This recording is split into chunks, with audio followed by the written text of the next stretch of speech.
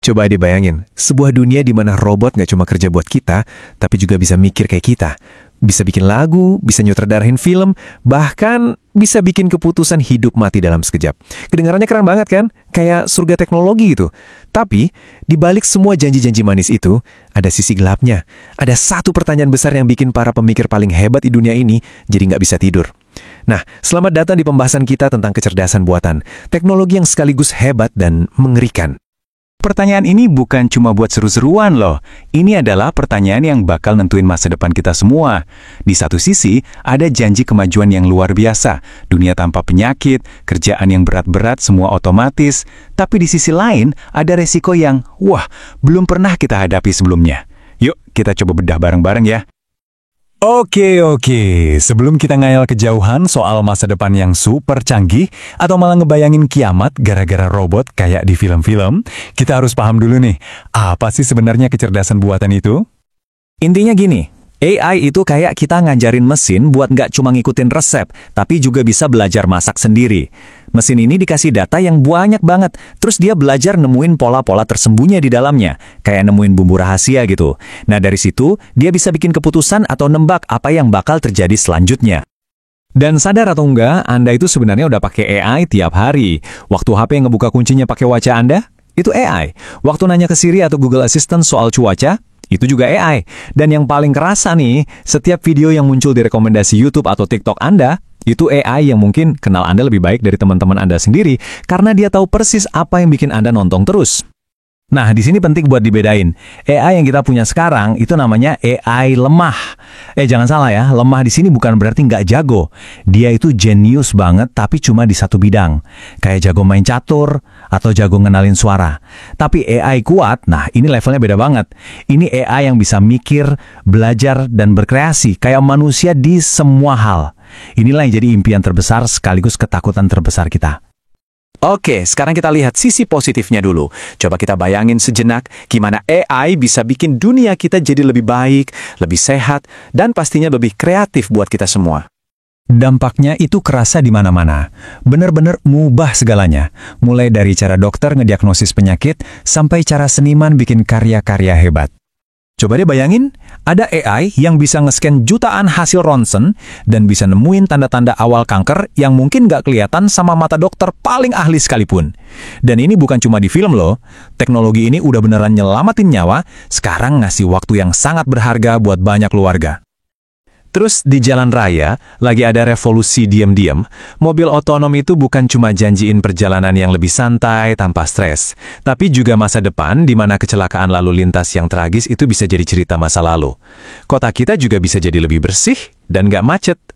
Nah, yang ini bener-bener bikin melongo, kreativitas sekarang udah nggak cuma milik manusia. Pakai AI, Anda bisa ngetik ide paling gila sekalipun, misalnya astronot naik kuda di Mars, dan dalam sekejap, itu bisa jadi lukisan yang keren banget, atau bahkan klip video. Ini benar-benar ngebuka keran kreativitas buat siapa aja. Oke, setelah kita terbang tinggi, ngebayangin semua hal keren tadi, sekarang waktunya kita mendarat lagi. Karena setiap kekuatan besar pasti ada sisi gelapnya kan? Dan kita harus berani nanya, apa harga yang harus kita bayar untuk kemajuan ini? Sekarang, kita balik koinnya. Kita lihat sisi gelapnya. Sisi di mana ancaman yang dulunya cuma ada di film-film fiksi ilmiah, sekarang udah ada di depan mata kita. Dan ini semua bukan cuma nakut-nakutin ya. Setiap poin ini adalah tantangan nyata yang sekarang lagi jadi perdebatan panas para pemimpin dunia dan ahli teknologi. Ini mungkin kekhawatiran yang paling dekat sama kita, tsunami otomatisasi. Banyak pekerjaan yang selama ini jadi andalan ekonomi kita, baik kerjaan fisik maupun di depan komputer, itu terancam hilang. Pertanyaannya bukan lagi apakah bakal hilang, tapi seberapa cepat kita bisa beradaptasi biar nggak terjadi krisis ekonomi. Ini ngeri banget. Bayangin sehari sebelum pemilu, tiba-tiba muncul video seorang calon presiden ngakuin kejahatan yang parah. Videonya kelihatan asli, suaranya mirip banget. Tapi, itu 100% palsu. Ini punya kekuatan buat menghancurkan kepercayaan kita, bikin kita jadi ragu sama apa yang kita lihat dengan mata kepala sendiri. Dan sekarang kita masuk ke area yang paling bahaya, medan perang.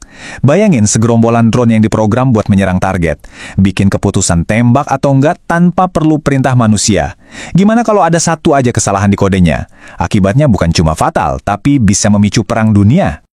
Dan ini dia ketakutan terbesarnya. Kemungkinan kita menciptakan sesuatu yang nggak bisa kita kendalikan lagi. Sebuah super intelligence yang kecerdasannya jauh di atas kita. Yang tujuannya mungkin sama sekali nggak kita pahami. Kayak kita yang nggak paham sama tujuannya semut. Skenario inilah yang bikin para ilmuwan top dunia jadi nggak bisa tidur. Mikirin nasib kita semua. Jadi, kita sekarang ada di persimpangan jalan nih. Di satu sisi ada janji dunia impian, di sisi lain ada ancaman kehancuran. Jadi, kita harus ngerem mendadak atau tancap gas aja dan berharap yang terbaik? Jawabannya, seperti biasa ya, ada di tengah-tengah. Kita harus cari jalan yang bijak. Jadi gimana caranya? Ada 3 langkah kunci nih. Pertama, harus ada aturan main yang jelas. Aturan yang pastiin AI dipakai dengan aman dan jujur. Kedua, pendidikan. Kita harus siapin generasi muda biar mereka bisa jadi tuan dari teknologi ini, bukan jadi budaknya. Dan ketiga, kita harus punya tujuan yang baik. Arahkan kekuatan AI buat nyelesain masalah-masalah terbesar di dunia. Nah, ungkapan ini pas banget buat ngegambarin situasinya. AI itu kayak pedang bermata dua. Kalau dipegang sama dokter, bisa jadi alat buat operasi yang nyelamatin nyawa. Tapi kalau dipegang sama orang jahat, bisa bikin kerusakan yang nggak terbayangkan. Alatnya sama, yang beda itu niat penggunanya. Pada akhirnya, semua kembali ke kita. Kuncinya ada di tangan kita semua. Teknologi itu sendiri nggak baik atau jahat. Dia cuma cermin yang mantulin nilai-nilai kita sebagai manusia. Masa depan itu belum ditulis. Jadi, pilihan apa yang akan kita buat? Dan kita kembali lagi ke pertanyaan awal. Jadi, hebat atau mengerikan? Mungkin jawabannya adalah dua-duanya. AI itu ibarat api, bisa dipakai buat menghangatkan rumah kita, tapi juga bisa membakar semuanya sampai habis. Tantangan kita sekarang bukan buat memadamkan apinya, tapi belajar mengendalikannya dengan bijak. Karena masa depan yang kita bangun hari ini adalah dunia yang akan kita wariskan ke generasi berikutnya.